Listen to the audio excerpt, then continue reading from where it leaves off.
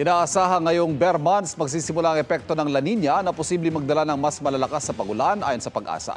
Pinaghahandaan na mga banta nito sa kalusugan kabilang na banta ng pagkalat ng African swine fever.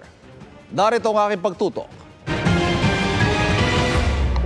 Kung ang El Nino nagdulot ng halos 10 bilyong pisong pinsala sa agrikultura, mas kinatatakutan ng mga ahensya ng pamahalaan ang La Nina, ayon kay Calamities and Disaster Spokesperson Joey Villarama.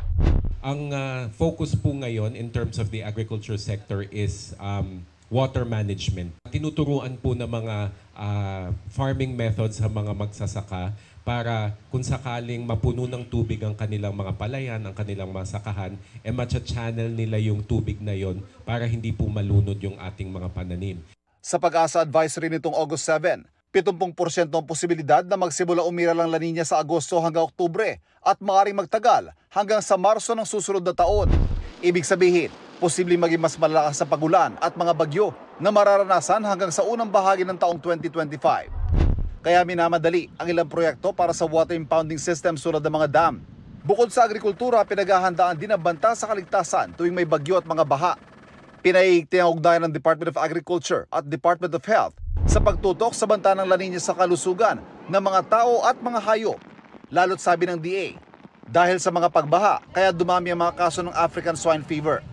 Panawagan ng Samahang Industriya ng Agrikultura o SINAG, tutukan ng mga checkpoint at bakunahan kontra ASF bago pumasok ang La Nina.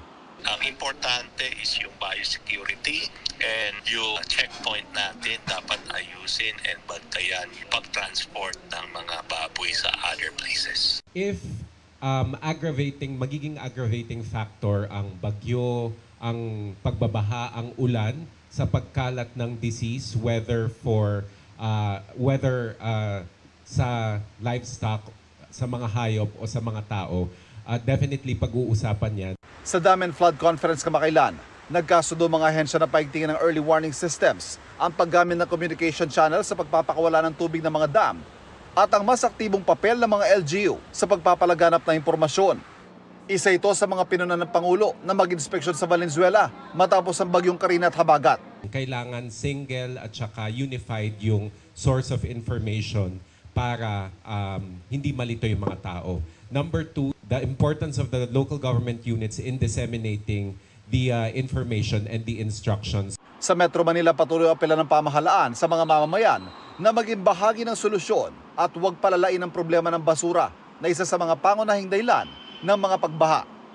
Tiniyak ng task force sa may pondong 15 billion pesos para sa National Disaster Risk Reduction Management ngayong taon.